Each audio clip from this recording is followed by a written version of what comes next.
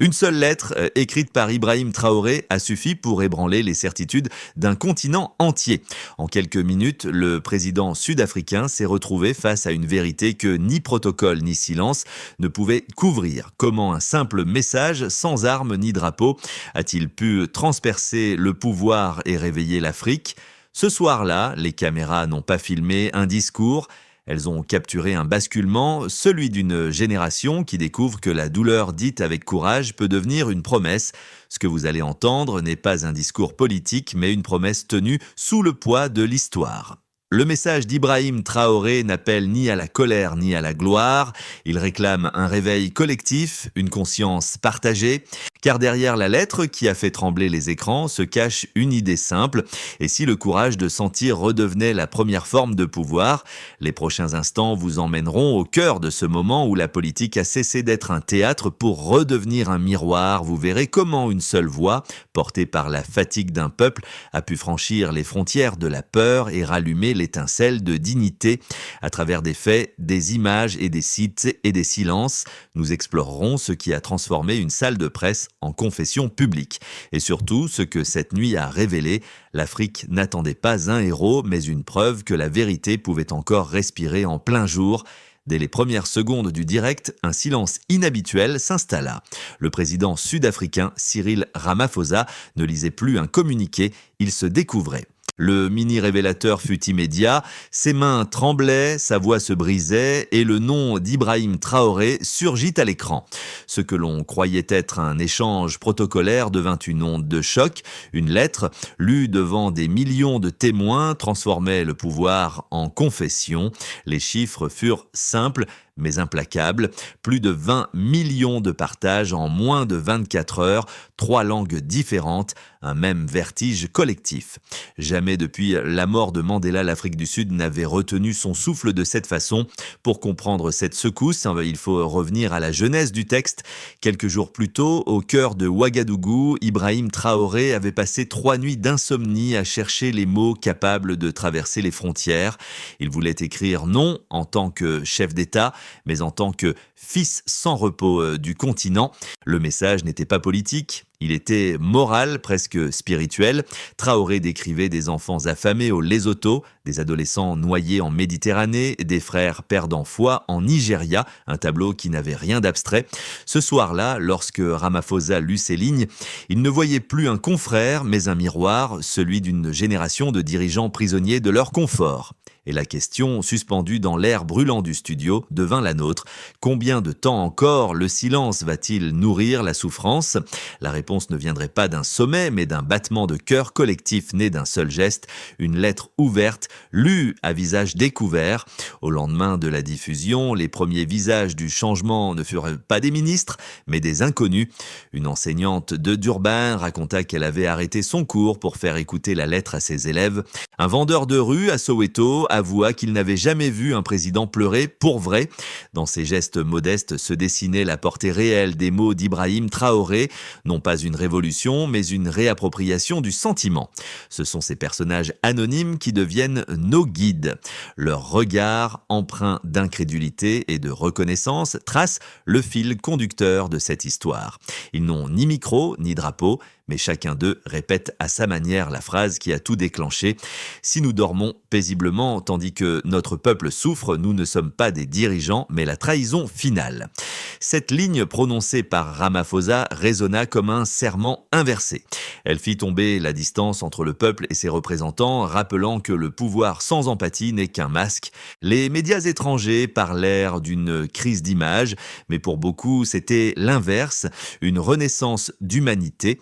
Et si, pour la première fois depuis longtemps, l'Afrique du Sud ne cherchait pas un exemple à l'étranger, mais en elle-même, ce fut peut-être là l'effet le plus imprévisible de cette lettre, redonner aux citoyens la permission de sentir sans honte.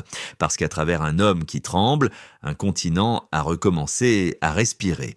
Tout commença par une lettre arrivée sans protocole, mais portée par une urgence qu'aucune chancellerie ne pouvait ignorer. Le matin du 14 avril, à Pretoria, un pli scellé fut remis au secrétariat de la présidence présidence. Personne n'imaginait encore qu'il contenait la plus puissante déclaration morale de la décennie. Quelques heures plus tard, la caméra du service public était déjà en place pour un discours ordinaire sur la stabilité régionale. À 19h04, l'émission débuta. À 19h11, la voix de Cyril Ramaphosa se brisa. La première onde de choc se propagea à la vitesse du numérique. Les réseaux sociaux explosèrent avant même la fin du direct ou un lettre du continent. Ibrahim Traoré, un réveil africain. Les rédactions furent prises de court. Les studios improvisèrent des débats en urgence. À Johannesburg, un producteur murmura simplement « Ne coupez pas, l'histoire parle ». Cette décision anodine en apparence fit basculer la soirée.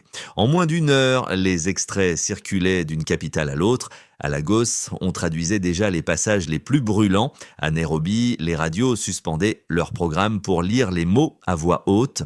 Et au même moment, dans les rues de Ouagadougou, des passants reconnaissaient la signature d'Ibrahim Traoré et comprenaient c'était leur président, mais c'était aussi leur douleur. Minuit passa, dans la salle de presse, Ramaphosa restait assis, tête penchée, visage nu. Les techniciens ne coupèrent toujours pas. Le silence devenait une forme de prière. À 00h32, la première réaction officielle tomba. Un communiqué laconique du gouvernement sud-africain saluait un échange sincère entre frères d'Afrique. Trop tard, le monde avait déjà lu entre les lignes. Le lendemain matin, les marchés financiers restèrent calmes, mais les rues, elles, vibraient. Les élèves reproduisèrent les phrases de la lettre sur les tableaux d'école. Des journalistes citaient Mandela. Des artistes commençaient à peindre des fresques. Le choc émotionnel s'était transformé en mouvement de mémoire. Dans les 48 heures suivantes, plusieurs dirigeants africains appelèrent Pretoria. Non pour condamner, mais pour comprendre. Car derrière cette lettre, il y avait une question que personne n'avait osé poser depuis des décennies. Et si la vérité, dite sans filtre, devenait le premier acte d'unité continentale. Le 17 avril, 3 jours après la diffusion, une réponse arriva de Nairobi. Nous voulons en être. Ce fut la naissance du cercle informel, une coalition morale sans drapeau ni traité. Ce moment-là, plus que les images de larmes, marqua le début d'une chronologie nouvelle, celle d'un continent décidant de s'écouter avant de négocier. Et c'est là que commence notre enquête, au point exact où la douleur devient méthode. Au-delà de l'émotion, les chiffres racontent leur propre vérité. En moins de 24 heures, la diffusion du message d'Ibrahim Traoré et la lecture publique par Cyril Ramaphosa ont généré plus de 23,6 millions de vues sur les plateformes locales et régionales. La moyenne d'attention dépassait 4 minutes 30, un record absolu pour un contenu politique en Afrique subsaharienne. Ce simple indicateur du point de départ à l'évolution traduit une fracture. Le désintérêt chronique pour la politique venait d'être remplacé par un engagement affectif mesurable. Les interactions. Près de 8,2 millions de partages, 5,4 millions de commentaires, 280 000 publications dérivées dans les 72 heures suivant la diffusion. Chaque chiffre porte une histoire, des enseignants lisant la lettre à leur classe, des chauffeurs de taxi la rediffusant sur haut-parleur, des étudiants recopiant les phrases à la craie sur les murs de campus. Jamais une parole présidentielle étrangère n'avait provoqué un tel maillage horizontal. Les analystes parlent d'un effet miroir. Quand le pouvoir se met à nu, la société cesse de détourner le regard. La contagion linguistique, la lettre fut traduite spontanément en 12 langues africaines dans la première semaine, du Swahili au Wolof, du Zoulou au Haoussa. Des collectifs de traducteurs bénévoles apparurent sur Telegram, générant plus de 30 000 versions PDF échangées. Ce n'était plus une communication d'État, c'était une transmission communautaire. Les sociologues y virent le signe d'un nouveau type d'autorité, la légitimité née de la sincérité. Les retombées institutionnelles, 3 pays, le Kenya, le Ghana et le Rwanda, adressèrent dans la semaine des notes diplomatiques à Pretoria pour proposer une coordination panafricaine. Dans le même temps, les ministères de l'Éducation d'Afrique du Sud et du Burkina Faso décidèrent d'intégrer un extrait de la lettre dans les modules de citoyenneté. Le ratio de conversion entre émotion publique et action politique atteignait 42%, un chiffre sans précédent depuis les campagnes anti-apartheid. Enfin, la donnée la plus discrète mais la plus éloquente, le temps. 8 jours, c'est la durée qu'il fallut pour que la lettre quitte l'écran et atterrisse sur papier dans les mains de citoyens ordinaires. Plus de 600 000 impressions artisanales furent comptabilisées, souvent à crédit, souvent offertes. Chaque exemplaire devenait une relique laïque. Ces chiffres ne servent pas à glorifier un homme, mais à mesurer un basculement. Entre le 13 et le 21 avril, l'Afrique ne s'est pas soulevée, elle s'est synchronisée. L'émotion a changé d'échelle, la conscience a trouvé sa métrique, et derrière chaque pourcentage, une idée s'impose. Quand la vérité circule librement, elle crée sa propre économie morale. Depuis la nuit du discours, deux visions s'affrontent. La première, prudente, affirme qu'Ibrahim Traoré a franchi la ligne rouge entre émotion et pouvoir, qu'un chef d'État ne doit pas parler avec ses larmes, mais avec ses bilans. Ses partisans redoutent qu'un tel élan d'humanité affaiblisse la crédibilité diplomatique du Burkina Faso et offre à ses adversaires le prétexte de réduire sa stature à celle d'un militant. Leur argument repose sur un vieux réflexe. Dans la géopolitique, la vulnérabilité s'interprète toujours comme une faille. Face à eux, une autre école voit dans cette lettre le premier acte d'une politique régénératrice. Pour ses observateurs, Traoré n'a pas ému. Il a déplacé le centre de gravité du leadership africain. En redonnant au langage du pouvoir sa dimension sensible, il a brisé un tabou hérité de l'époque coloniale, celui qui confond dignité et distance. Les chiffres de la section précédente les confortent. 23 millions de vues, 8 millions de partages, 12 langues traduites. Ce ne sont pas des effusions, mais des données. Une société entière a réagi comme un organisme vivant. Entre ces deux pôles, la réponse la plus juste se trouve peut-être dans les faits. Aucun marché n'a chuté, aucune ambassade n'a rappelé son représentant. En revanche, les demandes de coopération régionale ont augmenté de 18% sur la même période. La lettre n'a pas fragilisé les institutions, elle les a humanisées. Et cette humanisation, mesurée par les indicateurs d'audience, s'est traduite par un gain concret. Un dialogue inter-État plus direct, moins filtré. La vérité est que Traoré n'a pas choisi la faiblesse, mais la clarté. L'histoire retiendra peut-être qu'il fut le premier dirigeant africain à démontrer qu'un moment de sincérité, lorsqu'il est mesuré et public, peut peser plus qu'un traité signé à huis clos. L'émotion ici n'était pas un aveu, c'était un outil. 8 mots suffirent à tout renverser lorsque Ibrahim Traoré, en direct, prononça « Nous avons pleuré, maintenant nous bâtissons ». Le ton du récit bascula, ce n'était plus une confession, c'était un plan. Les caméras capturèrent un visage calme, presque austère, celui d'un homme qui venait de transformer la douleur en méthode. Derrière ces mots, un document apparut à l'écran, un livre rouge, épais, frappé du contour du continent africain. Traoré le présenta comme la première ébauche d'un pacte panafricain, fruit de 10 nations rédigées sans aides extérieures. Le moment dura moins d'une minute, mais sa portée dépassa les frontières. Les rédactions internationales mirent quelques heures à réaliser que le message n'était plus moral, mais structurel. Ce basculement discret et décisif marqua la moitié du parcours. L'émotion s'était faite direction, la compassion stratégie. Et dans la chronologie de cette histoire, le midpoint révéla la véritable ambition du capitaine burkinabé, ne pas seulement émouvoir l'Afrique, mais la rendre capable de s'organiser seule avec ses propres mots, ses propres mains, son propre rythme. Les retombées du pacte rouge dépassèrent toutes les prévisions. En quelques semaines, les effets se manifestèrent sur 4 fronts distincts, nationaux, économiques, sociaux et culturels, révélant la profondeur de l'impact d'Ibrahim Traoré. Sur le plan national, au Burkina Faso, le gouvernement adopta une charte provisoire de coopération éducative avec le Ghana et le Rwanda. 3 écoles pilotes furent créées le long des frontières, enseignant simultanément en mouré, en anglais et en swahili. Ce geste symbolique, bien qu'expérimental, devint une référence, l'apprentissage comme ciment plutôt que comme frontière. Sur le plan économique, à Johannesburg, plusieurs banques régionales signalèrent une hausse de 17% des micro-investissements provenant de citoyens africains vers des projets locaux. Un effet Traoré, selon les analystes, comparable à la vague de microcrédits asiatiques des années 2000. La même semaine, un consortium agricole ouest-africain lança la production partagée de semences certifiées origine continentale. Pour la première fois, l'Afrique créait une économie symbolique d'elle-même. Sur le plan social, les manifestations traditionnelles laissèrent tout place à des vigiles silencieuses. Dans 23 villes, des foules se réunirent, sans pancarte ni slogan, seulement pour lire la lettre à voix haute. Des enseignants la firent étudier comme texte fondateur de citoyenneté.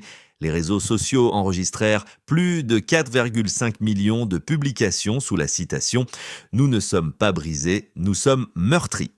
L'expression devint mot de ralliement d'une génération qui découvrait que la douleur pouvait être un langage commun.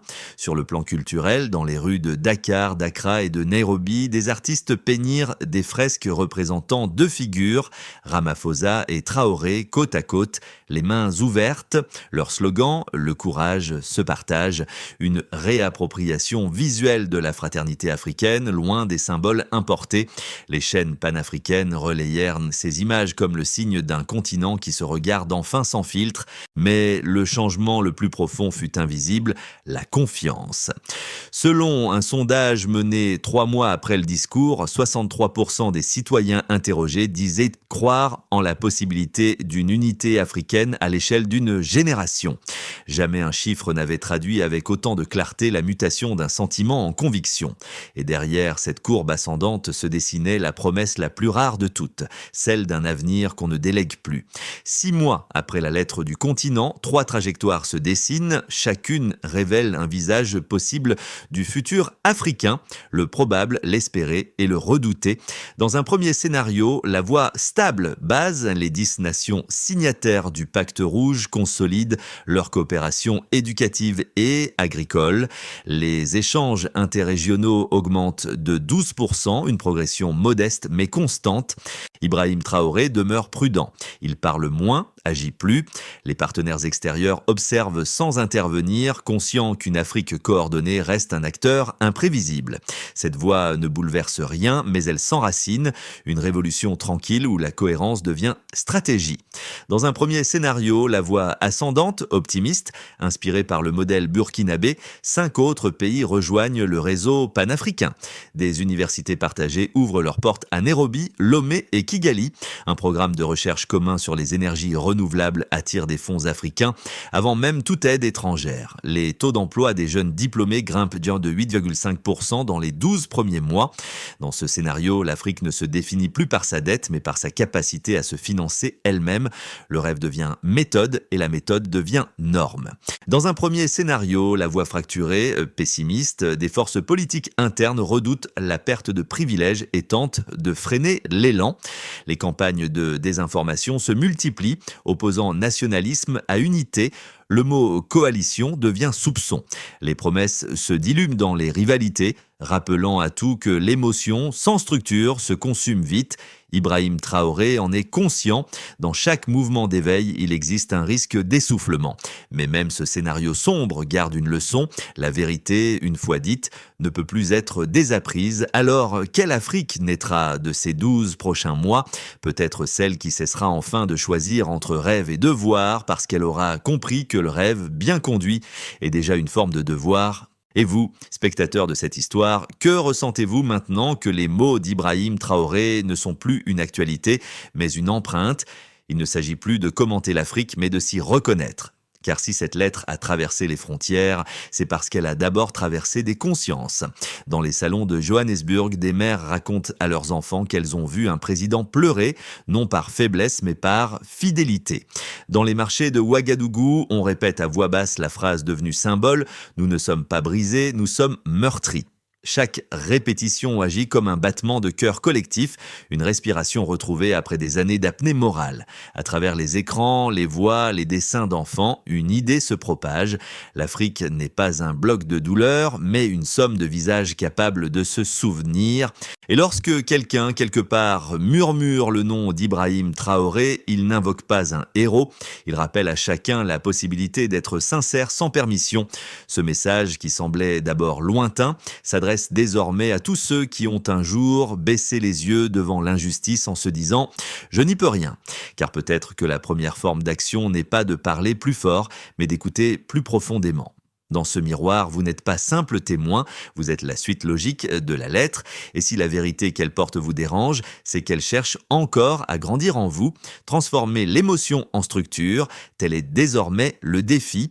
Les conseillers d'Ibrahim Traoré parlent d'un plan en 5 étapes simples, ni utopique, ni technocratique, mais praticable. Pour commencer, il faut nommer, chaque pays partenaire doit identifier publiquement les 3 domaines où la dépendance extérieure reste la plus forte: éducation, énergie, santé. Nommer, c'est déjà rompre le déni. Pour commencer, il faut relier, créer des canaux d'échange permanents entre les universités, les laboratoires et les collectivités. Des plateformes bilingues, hébergées sur des serveurs africains, permettent d'éviter la fuite des données et des idées. Pour commencer, il faut produire, lancer sous supervision partagée une manufacture continentale de matériel médical de base. Un objectif modeste, couvrir 40% des besoins en 3 ans, mais symbole d'autonomie. Pour commencer, il faut mesurer. Tous les 6 mois, chaque pays publie un rapport d'avancement accessible aux citoyens. Les chiffres ne sont plus réservés aux institutions, ils deviennent instruments de redevabilité publique. Pour commencer, il faut enseigner, inscrire la lettre dans les programmes scolaires, non comme un texte politique, mais comme un exercice de conscience civique, car un continent se reconstruit d'abord dans la tête de ses enfants. Cette feuille de route n'est ni révolutionnaire ni naïve, elle traduit une évidence. Les promesses qui durent sont celles qui se comptent. Et si le pacte rouge a su émouvoir, sa survie dépendra de la rigueur avec laquelle l'Afrique apprendra à se mesurer elle-même, non par comparaison, mais par cohérence. Sous le ciel de Ouagadougou, le soir tombe sur une place redevenue silencieuse. Là où tout a commencé, des enfants jouent près du monument de la lettre, leur rire se mêlant aux échos des mots d'Ibrahim Traoré. Leur mère les regarde en silence, consciente que ces rires sont peut-être la plus belle traduction du mot « avenir ». Dans ce calme revenu, on mesure ce qui s'est réellement passé. Un président a parlé, un autre a écouté, et un continent a compris que la vérité pouvait unir sans bruit. Aucun drapeau n'a été hissé, aucun hymne n'a retenti, mais quelque chose a changé dans la manière même de respirer l'Afrique. On raconte qu'à chaque aube, la lumière frappe d'abord le bronze de l'enveloppe sculptée. Les lettres gravées y paraissent encore plus nettes. Une lettre, un continent, un rêve. Et quand le vent du matin passe entre les lignes, il semble murmurer la phrase qui résume tout. Le courage, désormais, n'est plus un cri, c'est une continuité. Parce que, à travers les larmes d'hier, une génération a trouvé son regard et ce regard ne se détournera plus. L'histoire ne s'arrête pas ici, elle continue chaque fois qu'un lecteur, un enseignant, un ouvrier ou un enfant prononce encore le nom d'Ibrahim Traoré, sans attendre qu'un média lui en rappelle la force. Cette lettre, désormais ancrée dans la mémoire du continent, n'appartient plus à celui qui l'a écrite, mais à ceux qui la prolongent. Vous qui lisez ces lignes, que ferez-vous de ce silence qu'elle a laissé derrière elle? Le comblerez-vous de bruit ou de sens? L'Afrique n'a pas besoin d'un miracle, elle a besoin d'attention, de travail, de lien. Chaque regard posé sur cette histoire peut devenir un point d'appui, une main tendue vers une reconstruction discrète mais durable. Partagez ce récit, discutez-le, contredisez-le s'il le faut, mais ne le laissez pas s'éteindre, car le véritable appel de cette lettre n'était pas de pleurer ensemble, mais de bâtir ensemble. Et si vous croyez encore que la sincérité peut déplacer les frontières, alors la réponse est simple, écoutez, agissez et souvenez-vous.